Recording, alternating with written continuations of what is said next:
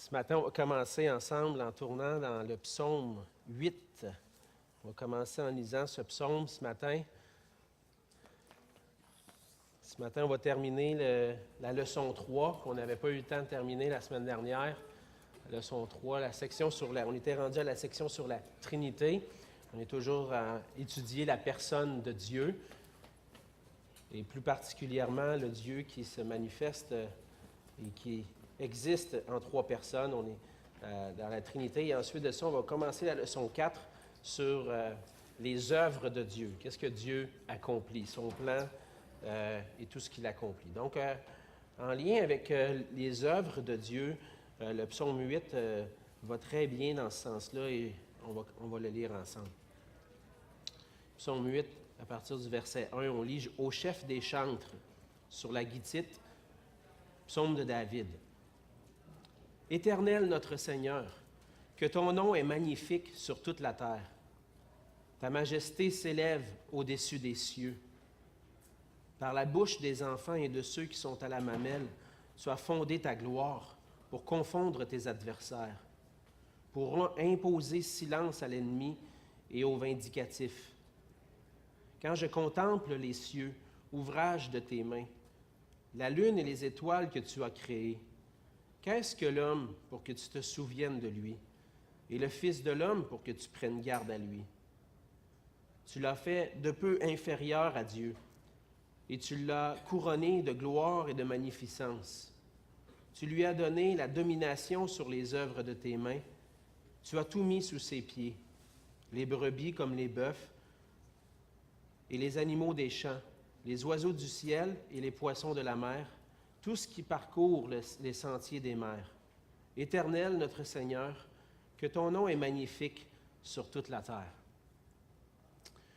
On voit dans ce psaume, encore une fois, un psaume qui célèbre la grandeur de Dieu, la beauté du nom de Dieu. On a vu la semaine passée que le nom de Dieu réfère à sa réputation. Lorsqu'on parle de...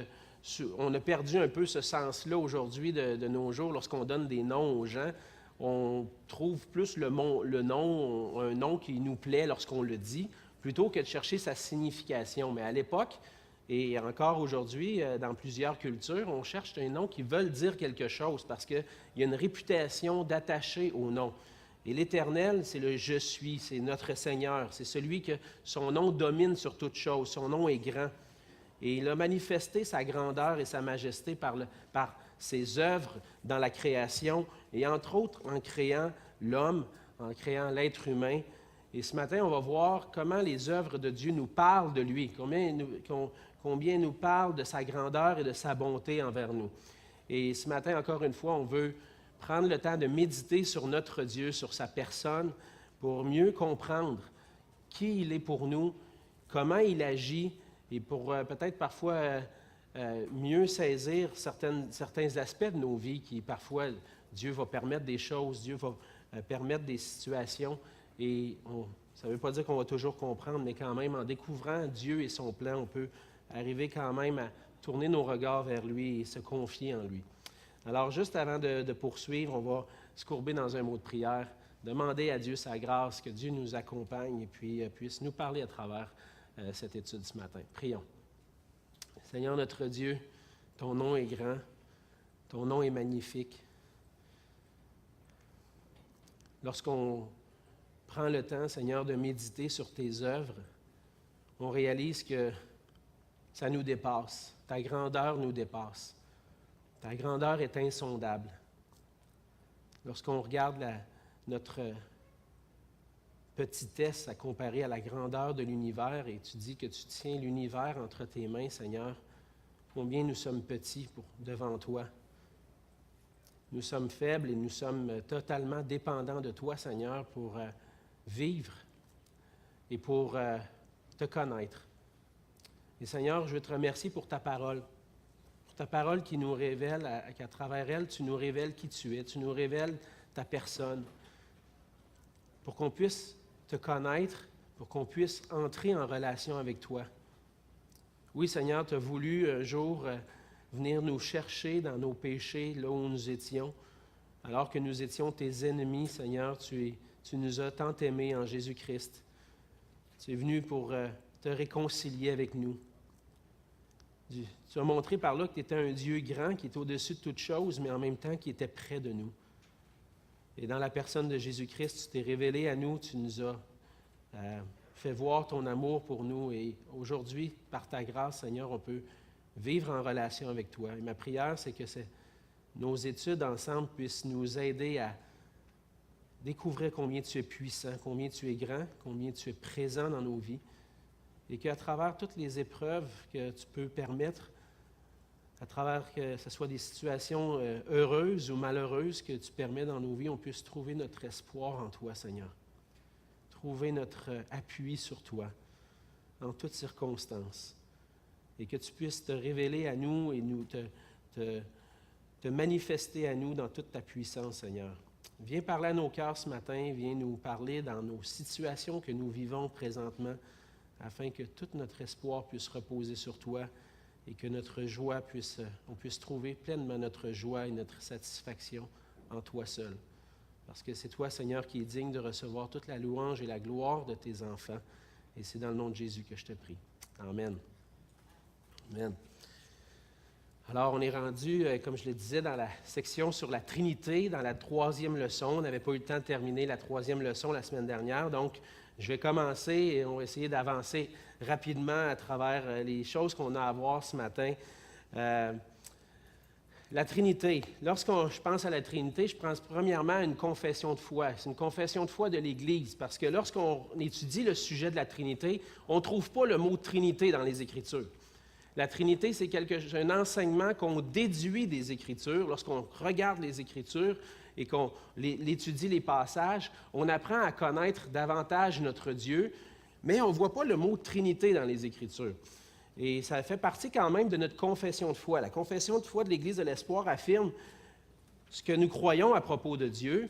Nous croyons en un Dieu, créateur de toutes choses, saint, souverain, éternel, existant en 3 personnes égales, le Père, le Fils et le Saint-Esprit.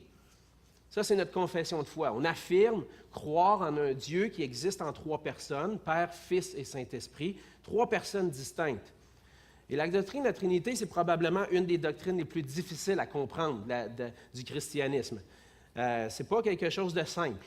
Lorsqu'on essaie de réfléchir à un Dieu qui existe en 3 personnes et puis qui se manifeste en 3 personnes différentes, et comprendre comment ces 3 personnes-là sont à la fois Dieu et comment ça peut exister, tout ça, ça dépasse notre entendement, ça dépasse notre compréhension même.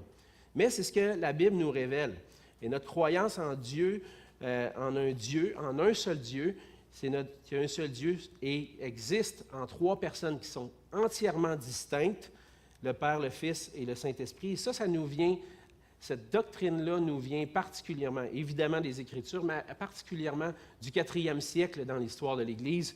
Un 4e siècle qui a connu, où on a vers la fin du 3e siècle, début du 4e siècle, on commençait à questionner si Jésus le Christ, était réellement un être divin, s'il était Dieu.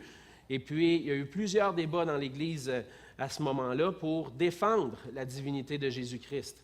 Une fois qu'on a défendu la divinité de Jésus-Christ, ça s'est passé au Concile de Nicée en 325. On a affirmé qu'il était Dieu, Dieu de Dieu, vrai Dieu de vrai Dieu, dit la confession de Nicée, lumière de lumière. Et donc, il est Dieu dans son essence même. Le Fils est Dieu. Mais on n'affirmait pas rien, on n'a affirmé rien, en fait, sur le Saint-Esprit. C'est au cours du 4e siècle qu'on a commencé à débattre de si le Fils est Dieu. Qu'est-ce qu'il en est du Saint-Esprit maintenant? Et puis c'est au Concile de Constantinople en 381 qu'on a affirmé, que l'Église a affirmé la divinité du Saint-Esprit dans sa confession de foi.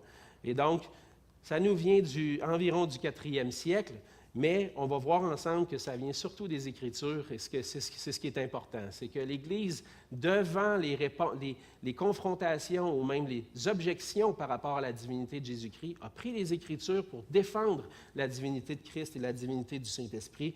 Et on va voir c'était quoi les passages sur lesquels les pères de l'Église se sont basés pour défendre ça. Lorsqu'on parle de la doctrine de la Trinité, il y a 3 affirmations qui sont importantes. Premièrement, il est important d'affirmer qu'il y a un seul Dieu. Et ça, il n'y a pas grand monde qui vont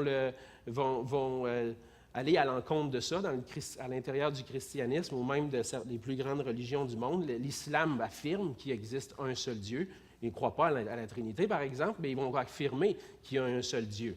Et même les unitariens chez les chrétiens, ils vont croire en un seul Dieu. Ça, ce n'est pas la base du problème. Là où on commence à voir un problème, c'est lorsqu'on affirme qu'il y a un seul Dieu, mais qu'en même temps, ce Dieu est 3 personnes distinctes. Le Père, le Fils et le Saint-Esprit. Et donc ça, c'est la deuxième affirmation que l'on fait. Et pour confirmer tout ça, on ferme la boucle en disant « Et ces 3 personnes distinctes-là sont Dieu ». Donc 3 choses à retenir. Il y a un seul Dieu qui existe en 3 personnes et les 3 personnes sont Dieu. C'est ce qu'on va voir ensemble ce matin. Il y a plusieurs passages dans l'Ancien Testament qu'on connaît bien qui affirment ces affirmations-là, et entre autres le fait qu'il y a un seul Dieu. Dans l'Ancien Testament, Dieu se manifeste comme un seul, comme le seul qui doit être adoré. Dans Exode 20, les versets 2 et 3, entre autres, à l'intérieur des 10 commandements, Dieu dit « Je suis l'Éternel, ton Dieu, qui t'ai fait sortir du pays d'Égypte, de la maison de servitude. Tu n'auras pas d'autre Dieu devant ma face, parce que je suis Dieu. » Il y en a juste un. Et pour cette raison-là, il est le seul qui est digne d'être adoré. Donc, il est le seul Dieu. Deutéronome 4,35 va même affirmer ça davantage en disant « Tu as été rendu témoin de ces choses afin que tu reconnaisses que l'Éternel est Dieu, qu'il n'y en a point d'autre. » Il n'y a pas d'autre Dieu. Il y a un seul Dieu, le seul Dieu qui existe, c'est l'Éternel. Les autres dieux, c'est des dieux faits par les hommes, conçus par les hommes. Et de ça découle le fait des commandements qui disent qu'on doit aimer Dieu de tout notre cœur et de l'adorer lui seul. Et dans Deutéronome 6, entre autres, les versets 13 et 14, Dieu donne des instructions. Vous n'irez point auprès d'autres dieux, d'entre les dieux des peuples qui sont autour de vous. Donc, étant donné qu'il y a un seul Dieu, on doit adorer ce seul Dieu-là. 1 Roi 8, 59 et 60. Je n'aurai pas le temps de lire tous les passages, mais je vous les donne ici. Encore une fois, une affirmation qu'il y a juste un Dieu et qu'il n'y en a point d'autre. Il dit « Afin que les peuples de la terre reconnaissent que l'Éternel est Dieu et qu'il n'y en a point d'autre. » Ça, c'est les passages de l'Ancien Testament. Dans le Nouveau Testament, on voit aussi qu'il y a un seul Dieu. Entre autres, dans 1 Timothée 2, 5 et 6, « Car il y a un seul Dieu et aussi un seul médiateur entre Dieu et les hommes, Jésus-Christ homme, qui s'est donné lui-même en rançon pour tous. » Paul affirme dans le Nouveau Testament qu'il y a un seul Dieu. Donc, lorsqu'on parle de la doctrine de la Trinité, on ne parle pas de 3 dieux, d'un tritéisme, mais d'un monothéisme. C'est un seul Dieu en 3 personnes. Et là, on va voir comment on arrive à articuler comment les 3 sont Dieu. C'est ce qu'on voit, entre autres, qu'il y a 3 personnes distinctes en Dieu. Il y a des passages dans l'Ancien Testament qui ne sont pas extrêmement clairs sur la doctrine de la Trinité, mais qui pointent vers une pluralité en Dieu. Dieu n'est pas seul. Il semble y avoir un conseil de Dieu. On voit ça dans Genèse 1, 26, entre autres, au moment de la création, lorsque Dieu dit « Faisons l'homme à notre image, selon notre ressemblance. » Lorsqu'il parle de « Faisons l'homme à notre image », de qui il parle? À qui il est en train de parler? Est-ce qu'il est en train de parler aux anges? On va faire l'homme à notre image. Non, les anges ne sont pas des êtres qui reflètent l'image de Dieu. Non, on semble voir ici qu'il y a une pluralité en Dieu, un conseil en Dieu qui se consulte au moment de la création pour dire « faisons ensemble des êtres à notre image ». Ce n'est pas clair, on ne voit pas le Père, le Fils, le Saint-Esprit. Avec notre compréhension du Nouveau Testament, on comprend qu'ici, c'est probablement ça qui a lieu, une consultation au milieu de Dieu entre le Père, le Fils et le Saint-Esprit qui dit « Faisons l'homme à notre image ». La même chose dans Genèse 3, 22 se reproduit. L'Éternel Dieu dit « Voici l'homme est devenu comme l'un de nous ». Encore une fois au pluriel. Il n'est pas devenu comme moi. Il ne dit pas, voici l'homme est devenu comme moi. Non, il est devenu comme l'un de nous, connaissant le bien et le mal. Encore une fois, Dieu qui parle au pluriel. On voit même dans l'Ancien Testament des passages où Dieu a carrément un dialogue avec, par exemple, entre le Père et le Fils. Dans le psaume 45, c'est repris aussi dans l'Épître aux Hébreux, je crois, ou même dans le Nouveau Testament, par Jésus, même dans les Évangiles, le psaume 45, 7 et 8. « Ton trône, ô Dieu, est à toujours, et le sceptre de ton règne est un sceptre d'équité. Tu aimes la justice et tu hais la méchanceté. C'est pourquoi, ô Dieu, ton Dieu t'a oint d'une huile de joie par privilège sur tes collègues. » On voit à la fin, c'est pourquoi, ô Dieu, le psaume parle à Dieu, ton Dieu t'a oint. Ton Dieu t'a fait le Messie. Le Messie, le Christ, ça voulait dire oint. Oint d'huile pour être un roi, pour être un prophète sur Israël. Et là, c'est comme si le Père est en train de parler au Fils et dit, c'est pourquoi, ô Dieu, ton Dieu t'a oint d'une huile de joie.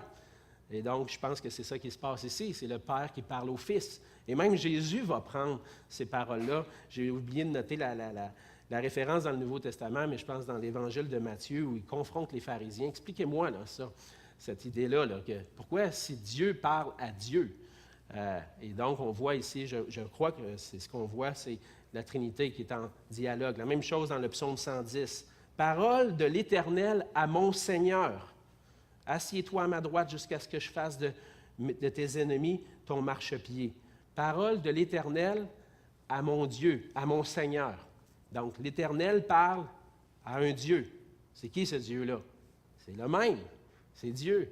Mais plutôt, c'est ce qu'on voit, c'est un dialogue dans les personnes de la Trinité. Donc, rien de très clair dans l'Ancien Testament, mais des pointeurs vers une pluralité en Dieu.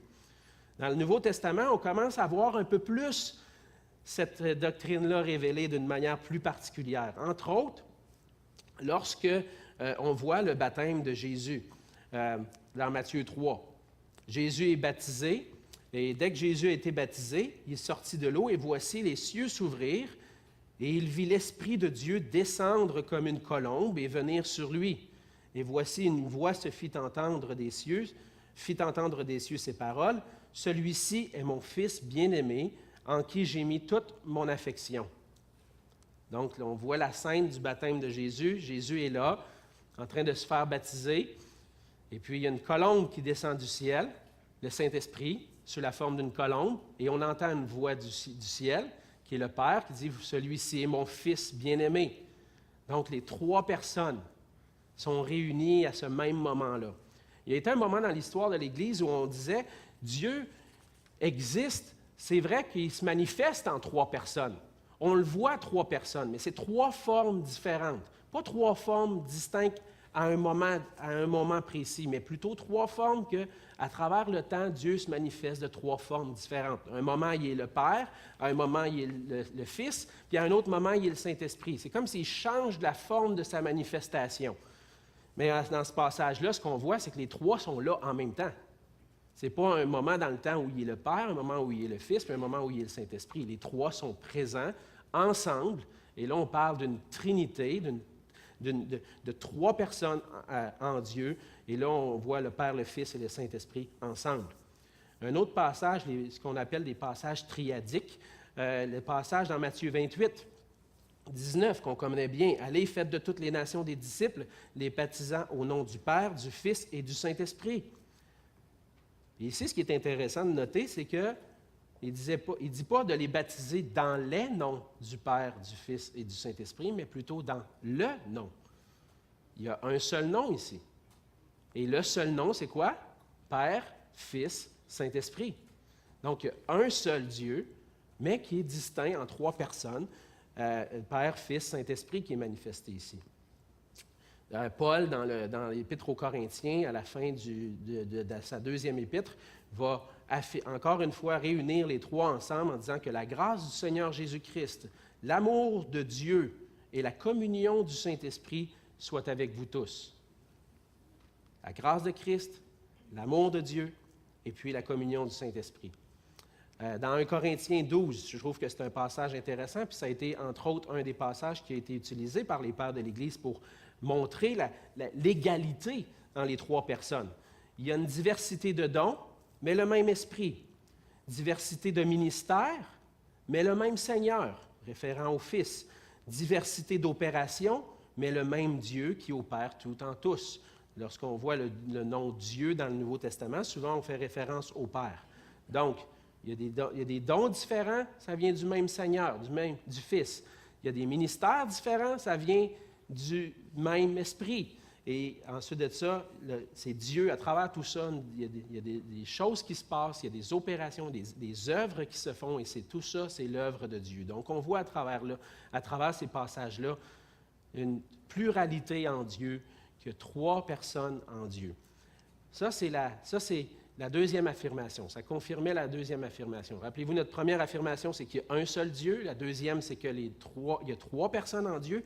Maintenant, il y a plusieurs passages qui nous montrent que ces trois personnes-là sont réellement Dieu. Donc, le Père et Dieu partagent les attributs de Dieu, de même que le Fils et Dieu partagent les attributs de Dieu aussi. Il se manifeste dans une personne distincte qui possède les attributs de Dieu, et le Saint-Esprit, la même chose, qui est une personne distincte qui partage les attributs de Dieu.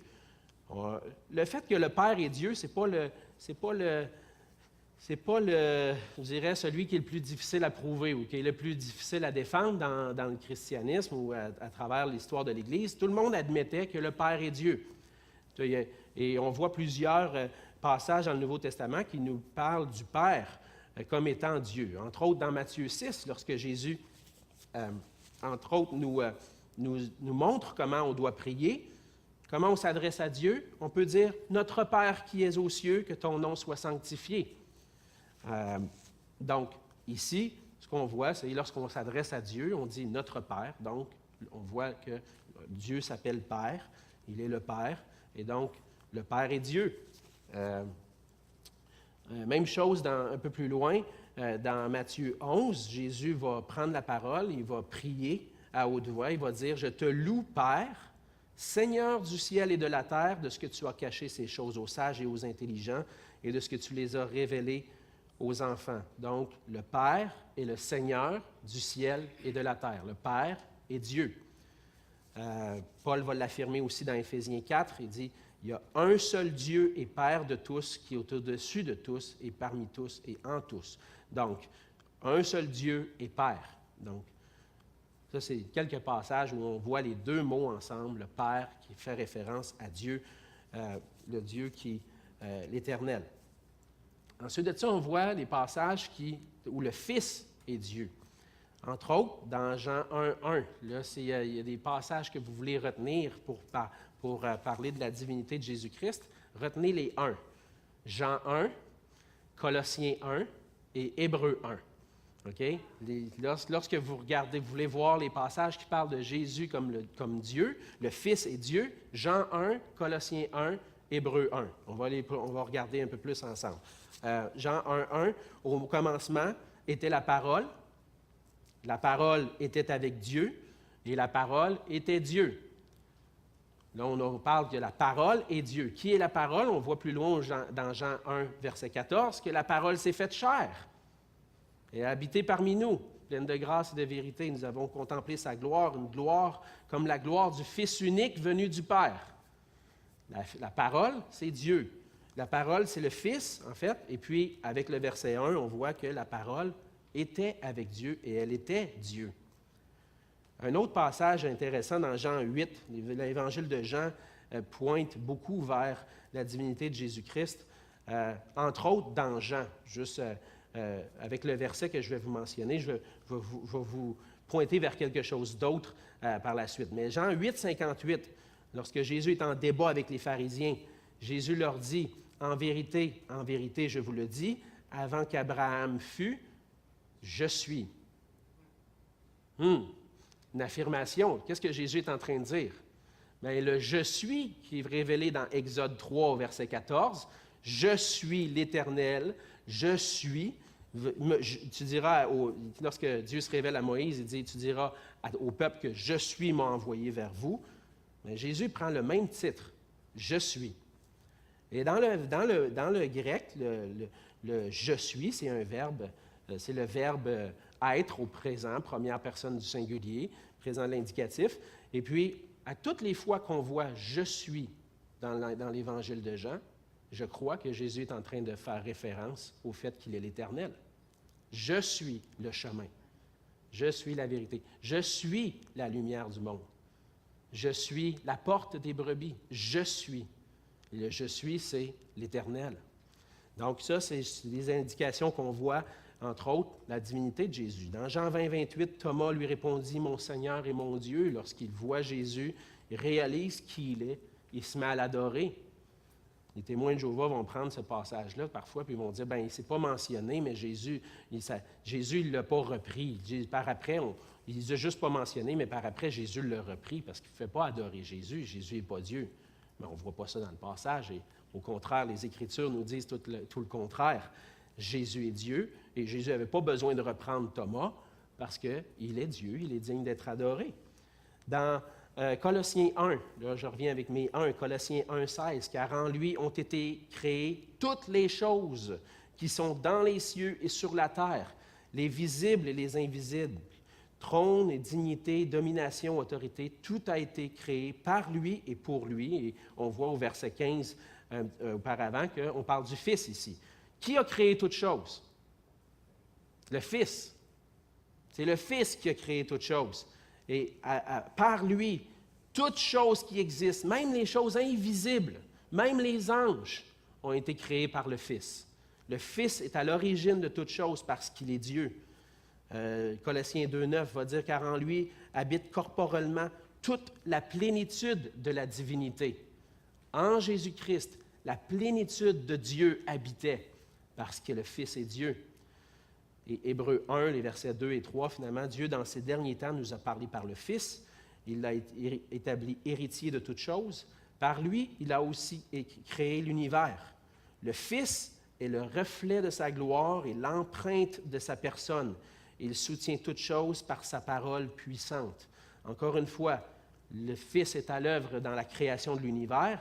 Et non seulement cela, il est le reflet de la gloire du Père. Il est l'empreinte de sa personne. Lorsqu'on met une empreinte, c'est vraiment, si je mets ma main dans le ciment, ça va être l'empreinte de ma main qui va être là. Et ce que ça représente, c'est ma main. Et donc, le Fils est l'empreinte et la personne même de Dieu qui a été manifestée au monde. Et donc, à travers ces passages-là, ce qu'on voit, c'est la divinité du Fils aussi. On voit aussi dans le Nouveau Testament la divinité du Saint-Esprit mentionnée. Entre autres, un des passages qui est souvent mentionné pour cela, c'est Acte 5, les versets 3 et 4. Au moment où Ananias et Saphira vont vendre un champ et ils vont mentir par rapport au prix qu'ils ont vendu, le champ, et ils vont aller un peu plus loin et même dire, en quelque sorte, que le passage, en fait, Pierre va dire, « Vous n'avez pas menti seulement à nous, vous avez menti au Saint-Esprit. » Et puis, après ça, après avoir menti au Saint-Esprit, il dit qu'ils ont menti à Dieu. On va le lire ensemble. Pierre lui dit, « Ananias, pourquoi Satan a-t-il rempli ton cœur au point que tu mentes au Saint-Esprit et que tu aies retenu une partie du prix du champ? S'il n'avait pas été vendu, ne te restait-il pas? Et après qu'il a été vendu, le prix n'était-il pas à ta disposition? Comment as-tu mettre en ton cœur un pareil dessein? Ce n'est pas à des hommes que tu as menti, mais à Dieu. » Donc, vous voyez ici, il a menti au Saint-Esprit, tu as menti à Dieu. Lorsque tu mens au Saint-Esprit, tu mens à Dieu. Donc, l'Esprit, c'est Dieu. 1 Corinthiens 2, 11 à 13. « Qui donc parmi les hommes connaît les choses de l'homme, si ce n'est l'Esprit de l'homme qui est en lui?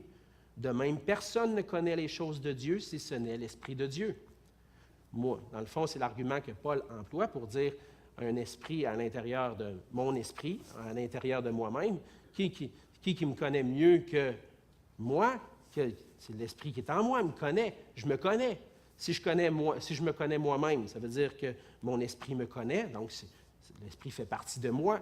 La même chose. Qui est-ce qui connaît le mieux Dieu, sinon l'esprit qui est en Dieu? Et l'esprit de Dieu est Dieu lui-même. Et puis, ensuite de ça, dans Hébreux 9, on voit que l'Esprit possède un attribut qui est un attribut divin, combien plus le sang de Christ qui, par l'Esprit éternel, s'est offert lui-même sans tache à Dieu, purifiera-t-il votre conscience des œuvres mortes afin que vous serviez le Dieu vivant. Donc, il l'appelle l'Esprit éternel. Il n'y a rien d'autre, il n'y a personne d'autre qui est éternel sinon Dieu lui-même. Donc, l'Esprit éternel, l'Esprit partage l'éternité de Dieu et donc il est Dieu. Ça survole, c'est un bref survol. J'ai quand même pris quasiment une demi-heure pour le faire, mais un bref survol des passages qui nous montrent qu'en Dieu, il y a trois personnes qui existent éternellement, de toute éternité.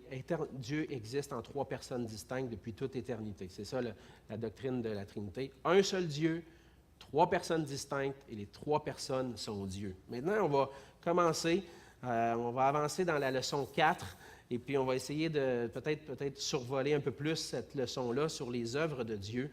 Et comme on vient de terminer la leçon sur la personne de Dieu, maintenant on va voir ce Dieu-là qui existe, qui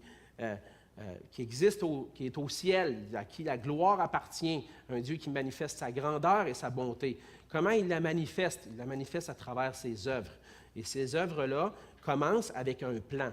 Et lorsqu'on parle en théologie systématique, on parle de la doctrine des œuvres de Dieu, ça commence avec le plan de Dieu. Dieu a établi un plan depuis toute éternité qui va le mettre à exécution. Et ça comprend la création de l'univers et aussi sa providence, le fait de soutenir l'univers et de conduire les événements pour ramener jusqu'à la consommation, jusque dans l'éternité. Donc, Dieu dirige un plan qui a été établi depuis toute éternité.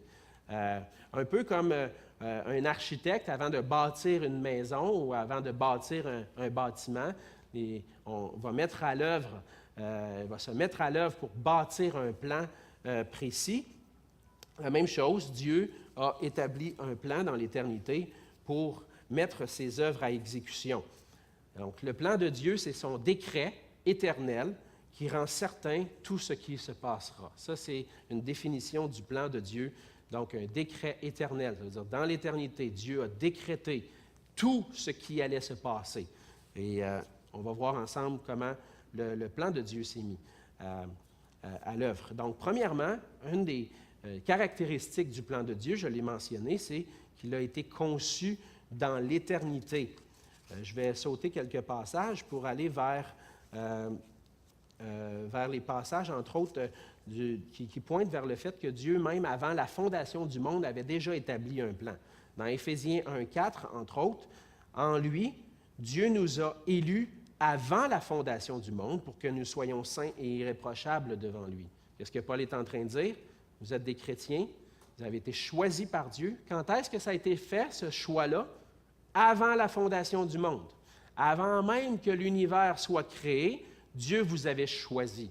Donc, Dieu avait planifié que vous alliez être ses enfants et finalement a mis son plan à exécution pour qu'un jour on devienne ses enfants. Mais Dieu avait choisi ceux qui voulaient faire de eux ses enfants, il les avait choisis avant la fondation du monde. Dans 1 Pierre 1,20, on voit que même Jésus, le fait que Jésus allait être crucifié avait été planifié avant la fondation du monde. Entre autres, ça le dit dans 1 Pierre 1,20, « Prédestiné avant la fondation du monde, il fut manifesté à la fin des temps à cause de vous. » Et on parle du Fils qui a été crucifié. Donc, le plan parfait, dans son plan parfait, Dieu avait choisi des gens et même Jésus-Christ avait été prédestiné pour être livré à la croix pour être en sacrifice pour les péchés, pour racheter les élus de Dieu. Donc, puis ça, quand est-ce que ça a été fait? Prédestiné avant la fondation du monde, avant même que la création soit faite, avant même que le péché entre dans le monde, Dieu avait planifié ça. On voit dans Éphésiens 3, 10 et 11, c'est pourquoi les dominations et les autorités dans les lieux célestes connaissent aujourd'hui par l'Église la sagesse infiniment variée de Dieu selon le dessein éternel qu'il a mis à exécution par Jésus-Christ notre Seigneur. Donc, le dessein éternel. Dieu avait planifié dans l'éternité que Christ allait venir, qu'il allait avoir un plan qui allait être mis à exécution en Jésus-Christ. Quand est-ce que ça a été fait? dans l'éternité. Donc, on est capable de dire que le plan de Dieu, c'est un plan qui est éternel. Ce n'est pas un plan que tout d'un coup, que Dieu a créé l'univers, puis là, tout d'un coup, oh boy, qu'est-ce qui s'est passé là? Ils sont tombés dans le péché, qu'est-ce que je vais faire? OK, il va falloir, ça va prendre une solution. Fait que je vais faire en sorte que là, on va mettre des sacrifices. Ah, puis ça ne marche pas non plus. Finalement, ça va prendre quelque chose de mieux que ça parce qu'il continue de pécher, ce beau monde-là. Ça va prendre mon fils qui aille sur la terre pour les sauver. Non, c'est pas comme ça s'est passé. Dieu savait déjà d'avance tout ce qui allait se dérouler avant même qu'il crée l'univers. Il savait déjà tout d'avance parce qu'il l'avait planifié. Des fois, c'est difficile de dire « wow, ça pose plein de questions. » Je comprends.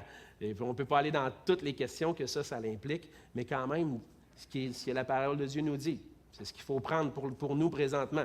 C'est de dire, Dieu avait planifié avant la fondation du monde qu'il allait choisir des enfants, qu'il allait envoyer son Fils pour mourir sur la croix, et Dieu allait mettre à exécution son plan dans toute éternité. Même dans 2 Timothée 1,9, Paul parle de la grâce qui nous a été donnée en Jésus-Christ avant les temps éternels. Donc, c'est dans l'éternité que Dieu établit son plan. Le plan de Dieu, ce n'est pas, comme je disais, là, le résultat qui a été contraint de quoi que ce soit. Dieu était totalement libre d'exécuter son plan. On voit que Dieu est souverain sur toute chose et cela fait en sorte qu'il est libre. Le plan de Dieu, c'est le résultat de son libre choix.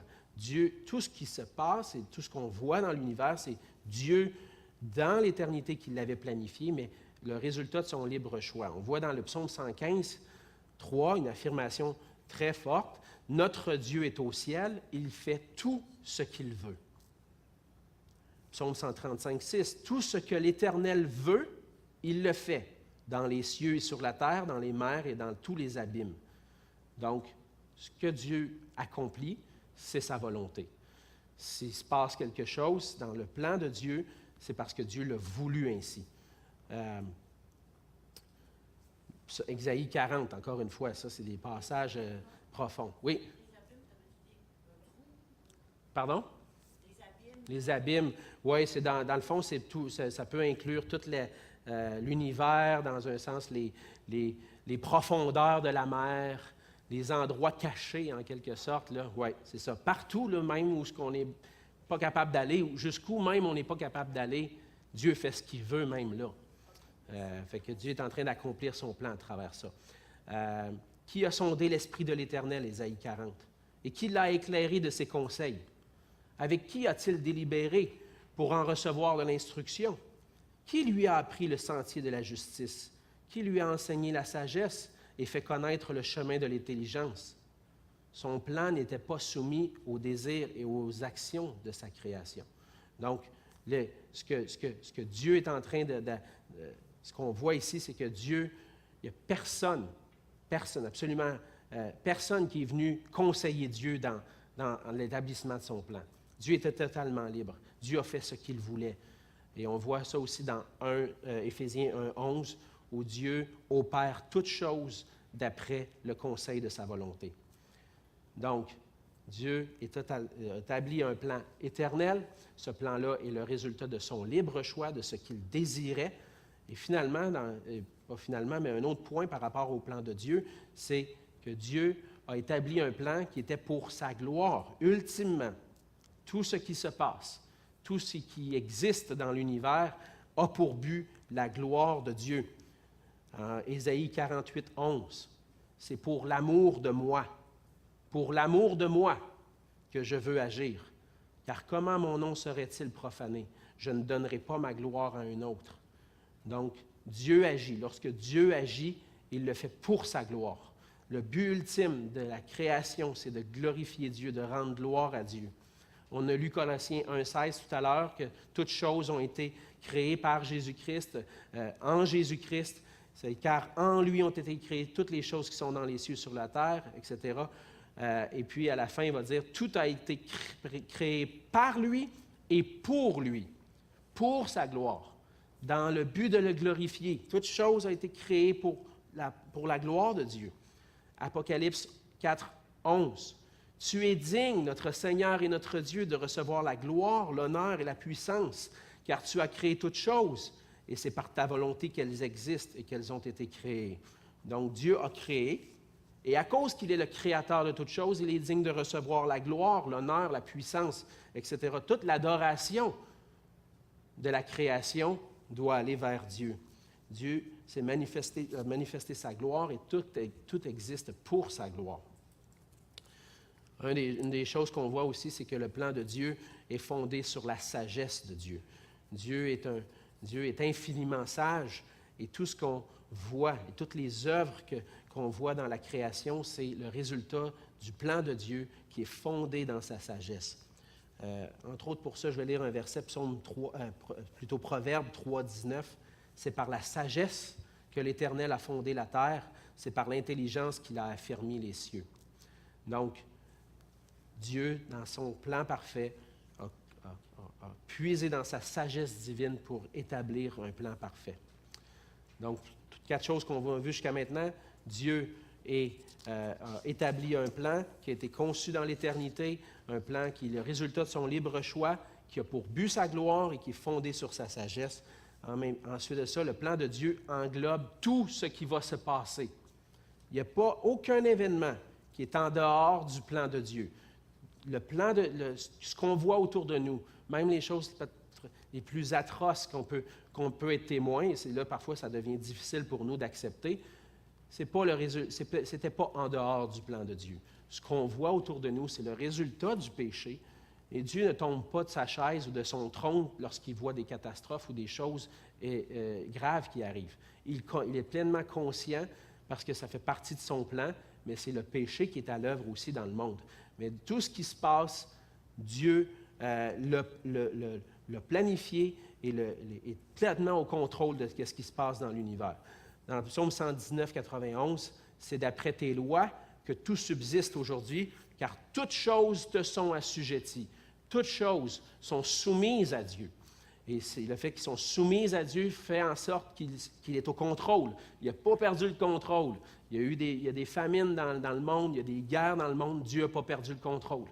Dieu est en train d'exécuter un plan parfait qui va amener jusqu'à l'éternité. Et c'est ce qu'on voit dans le psaume 119 et même Éphésiens 1:11 qu'on a déjà lu. Dieu opère toutes choses. Il n'y en a pas d'exception. Toutes choses d'après le conseil de sa volonté. Dieu a tout ce qui se passe, c'est parce que Dieu l'a planifié. Là, on voit même dans le fait que Dieu est au contrôle de toutes choses, que le cœur, même nos cœurs sont entre ses mains. Le Proverbe 21:1 va dire « Le cœur du roi est un courant d'eau dans la main de l'Éternel. Il l'incline où il veut. » Donc, les décisions des hommes politiques, parfois on se demande, c'est vrai que c'est le résultat du péché, mais même à travers ça, Dieu est à l'œuvre. Dieu est à l'œuvre même à travers. Est-ce que ça fait que Dieu est pécheur? Non, Dieu n'est pas un pécheur. Ça ne fait pas que Dieu est en train de faire le mal, mais plutôt que Dieu c'est pas hors de son contrôle, tout ça. Une chose qui peut nous aider à comprendre un peu ça, c'est lorsque le malheur que Job a vécu. Est-ce que si Dieu avait voulu que le malheur que Job a vécu lui soit évité, si Dieu l'avait voulu, est-ce qu'il l'aurait évité? Absolument. C'est Satan qui vient en présence de Dieu, qui dit « Hey, regarde-le, lui, il est bon, il est intègre, tout ça, tu dis qu'il est un homme intègre, tout ça. Mais attends, je vais aller mettre un peu d'épreuve, tu vas voir s'il est vraiment intègre que ça. » Dieu a laissé la permission à Satan d'agir et d'aller. Mais si Dieu avait voulu empêcher Satan de le faire, il l'aurait fait. Pas parce que Dieu n'est pas puissant sur Satan. Mais il a décidé, OK, non, vas-y, fais-le, mais fais pas ça, ça, ça. Il y avait des instructions bien claires. Ce n'est pas Satan qui décide ce qu'il va faire à Job. C'est Dieu qui décide ce que Satan peut faire à Job. Et donc, à travers ça, ce que je vois, c'est que Dieu est souverain sur toutes choses.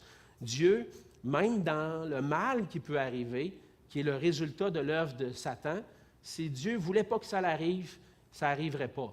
Et si ça l'arrive, c'est parce que Dieu l'a permis. Et ça fait partie de son plan. Donc, lorsque je parle du cœur du roi qui est dans un courant d'eau dans la main de l'Éternel, c'est que Dieu sait très bien qu'à travers sa puissance va jusqu'à même sur le cœur du roi, qui va même, on voit dans l'exemple de Pharaon, entre autres, que que Dieu a endurci le cœur de Pharaon. Et donc, Dieu a même le contrôle, pas juste sur les éléments naturels, mais même jusqu'au cœur des hommes. Dans Daniel 4,35, c'est Nebuchadnezzar, lorsqu'il revient à la raison, dit « Tous les habitants de la terre ne sont à ses yeux que néant. Il agit comme il lui plaît avec l'armée des cieux et avec les habitants de la terre. Il n'y a personne qui résiste à sa main et qui lui dise « Que fais-tu? » Donc, le plan de Dieu englobe aussi les actions des hommes. C'est ce qu'on voit dans ces passages-là. Et finalement, le plan de Dieu est efficace. C'est ce qui est une source d'espérance pour nous. C'est que finalement, ce que Dieu a planifié, c'est ça qui va s'accomplir. On voit le mal dans le monde, on voit que Dieu permet le mal, mais un jour, Dieu a promis qu'on allait être délivré du mal, que Dieu allait vaincre Satan et ses anges. Il allait les jeter dans les temps de feu pour l'éternité et qu'on allait un jour être avec lui. Si Dieu le dit, c'est parce qu'il va l'accomplir. Et ça, c'est notre espérance. À travers, des fois, tous nos questionnements, mais pourquoi Dieu permet ça dans ma vie? Ou pourquoi cette épreuve-là est arrivée? Puis c'est difficile. Mon espérance, c'est que Dieu un jour a promis qu'on allait être délivré des pouvoirs, complètement délivré de l'influence du péché et du mal pour être avec lui pour l'éternité. Et donc, le fait que Dieu dit quelque chose, ça fait que ça va s'accomplir. Ésaïe 46, 10, qui est un excellent passage pour ça. « J'annonce dès le commencement ce qui doit arriver et longtemps d'avance ce qui n'est pas encore accompli. Je dis, mes arrêts subsisteront et j'exécuterai ma volonté. » Donc, longtemps d'avance, Dieu le dit, mais le fait qu'il le dit, ça va se passer. C'est une certitude. Psaume 33, 11, « Les desseins de l'Éternel subsistent à toujours, et les projets de son cœur de génération en génération. » Donc, on voit à travers ça que Dieu est fidèle et que Dieu va accomplir sa parole. Son plan qu'il a établi, il va l'accomplir. Il avait promis d'envoyer son Fils venir pour délivrer son peuple de ses péchés. Il l'avait promis longtemps d'avance, même, je dirais même au moment de la chute, dans Genèse 3,15, qu'un jour, la postérité de la femme allait écraser la tête du serpent. En Jésus-Christ, Dieu est venu défaire le pouvoir de Satan, le pouvoir du péché et de la mort. Il est venu nous délivrer. Il l'avait annoncé longtemps d'avance, il l'a exécuté. Jésus nous a promis qu'un jour, il allait revenir, qu'on allait être avec lui pour l'éternité. Il va l'accomplir. Donc, tous les éléments de son plan, Dieu est fidèle et tous les éléments de son plan vont s'accomplir parfaitement. Ultimement, on l'a déjà un peu mentionné, que le plan de Dieu inclut toutes les actions libres des êtres humains. Ça va jusque dans les choix que l'être humain va faire, les choix en toute liberté de volonté que l'homme va faire. Dieu est à l'œuvre à travers ça.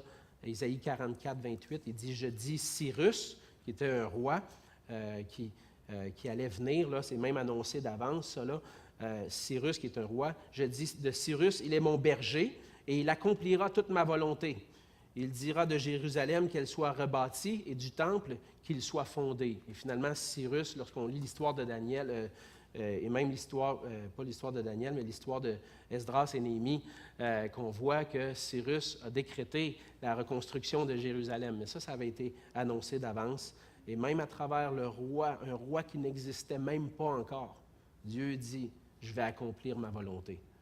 Donc Dieu est au contrôle même des actions des hommes. Acte 2, 23, Jésus a été crucifié par les actions des hommes, mais la crucifixion de Jésus, est-ce que c'est seulement l'œuvre d'action libre des hommes? Non. Dieu était derrière ça, c'était le plan de Dieu. Cet homme, livré selon le dessein arrêté et selon la prescience de Dieu, vous l'avez crucifié, vous l'avez fait mourir par les mains des impies. Donc, Christ a été crucifié par des hommes, mais c'était selon le plan éternel de Dieu. Dieu l'avait décidé d'avance. Et Dieu n'a pas été comme pris au dépourvu. « Hey, ils sont en train de tuer mon Messie. » Non, c'était ça qui était prévu, parce qu'il venait nous délivrer de nos péchés. Donc, ce qu'on voit à travers ça, c'est que Dieu a un plan, et Dieu a un plan qui s'exécute, un plan. Dieu est fidèle, il va mettre à exécution son plan, et que, dans le fond, Dieu est au contrôle, Dieu est souverain sur toutes choses. Le temps passe tellement vite quand je suis avec vous et à expliquer toutes ces affaires-là. Je n'ai jamais le temps d'aller au bout de mes idées, au bout de ce que je veux vous présenter le matin.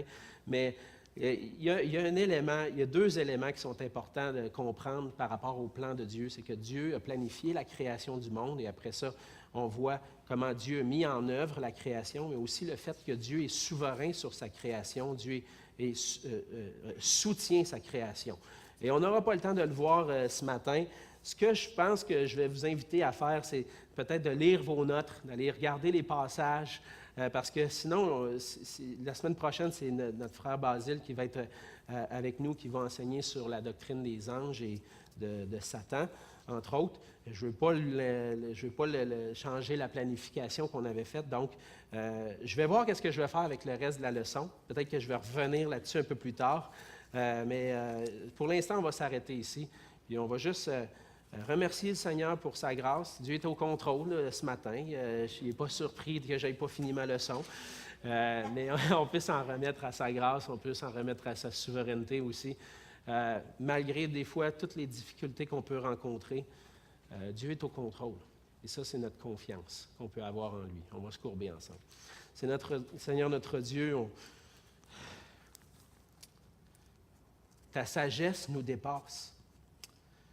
On ne peut pas tout comprendre, Seigneur. Mais tu nous révèles dans ta parole qui tu es, tu nous révèles dans ta parole ton plan qui est parfait, que tu avais établi dans l'éternité, Seigneur, et que tu rends certain que tout va s'accomplir. Ma prière, Seigneur, c'est qu'on puisse développer ta perspective sur les situations qu'on peut vivre dans nos vies, Seigneur. Je sais qu'il y a des gens ici qui vivent des épreuves difficiles, des choses qui ne peuvent pas comprendre pourquoi tu as permis ça dans leur vie, Seigneur. Et avec ma sagesse, Seigneur, je ne peux même pas répondre à plusieurs questions des gens qui viennent me voir, qui vivent des épreuves, qui disent « Pourquoi, Seigneur? Et pourquoi le Seigneur permet ça? » Je ne peux pas dire, je ne peux pas répondre. Une chose que je peux dire, par exemple, c'est que tu es au contrôle. Tu es fidèle. Puis ton plan parfait, qu'un jour tu vas te délivrer du mal, de la souffrance qui existe sur la terre. Un jour tu vas revenir, Seigneur Jésus, dans la gloire et on va être avec toi pour l'éternité. Et ça, c'est notre espérance. On veut fixer les yeux sur ta grandeur, sur le fait que tu es un Dieu qui est au-dessus de toutes choses et que malgré nos circonstances, toi, tu règnes. Et qu'un jour, on va être avec toi pour toujours. Il n'y aura plus de larmes qui vont couler de nos yeux. Il n'y aura plus de tristesse, il n'y aura plus de pleurs. Et Seigneur, aide-nous à avoir hâte à ce moment, à garder notre espoir en toi, que nos yeux soient fixés sur toi et qu'on puisse chercher notre délivrance de jour en jour, la chercher en toi. Et que tu puisses, Seigneur, être notre Dieu, celui en qui on se confie de jour en jour. Seigneur, merci pour ta parole et merci parce que tu nous enseignes par elle. Aide-nous à toujours mieux te comprendre, à grandir dans ta connaissance, afin que tout cela puisse servir à ta gloire, à toi seul. Viens disposer nos cœurs à t'adorer, Seigneur. On veut te louer par nos chants, on veut te louer aussi à travers des cœurs réceptifs à ta parole. Viens continuer de nous enseigner ce matin. Que ton nom soit glorifié dans nos vies. Et c'est dans le nom de Jésus que je te prie. Amen.